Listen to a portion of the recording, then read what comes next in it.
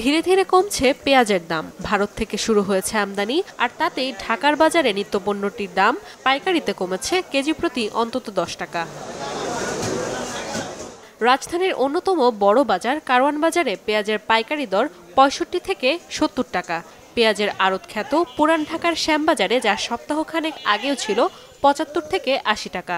তবে পাইকারিতে দাম কমার আজ খুব একটা আসেনি খুচরা বাজারে। এখনো আগের তুলনায় হিসেবে বাজার একটু কম। তো আজকের বাজারে কিনেছি আপনার 66 টাকা কেজি, 88 থেকে 90 টাকা কেজি বিক্রি করছি। আর এখন আজকে বাজার হইতেছে আপনার 76 থেকে 80 টাকা কেজি পর্যন্ত। এই ইন্ডিয়ান পেঁয়াজ আসবার বলে বাজারটা একটু নিয়ন্ত্রণে আসছে।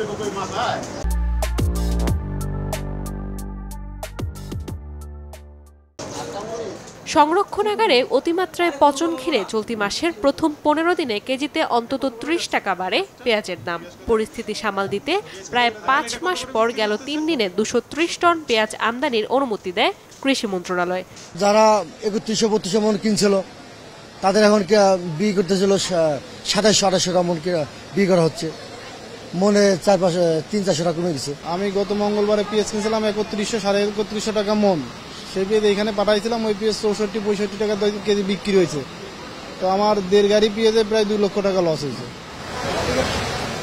ব্যবসায়ীরা জানান, আমদানি করা পেঁয়াজের দাম 40 টাকার কম হবে এমন আশঙ্কা থেকেই মূলত দেশি পেঁয়াজের দরপতন। তবে বাস্তবে তা নিশ্চিত করা না গেলে শঙ্কা রয়েছে পেঁয়াজের দাম না কমার।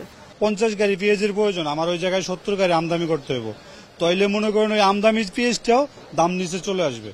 তাইলে ওইটা 70 টাকা বিক্রি হবে না, ওইটা 50 টাকা চলে আসবে। এলসি পেঁয়াজ যদি 50 টাকা থাকে তাহলে দেশি পেঁয়াজ থাকবে 55-60 টাকা, আর ইন্ডিয়ান পেঁয়াজ যদি 70 টাকা থাকে দেশি পেঁয়াজ থাকবে 80 টাকা।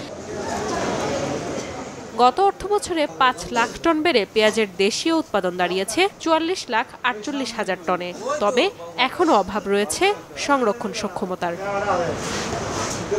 Desk report, channel 24।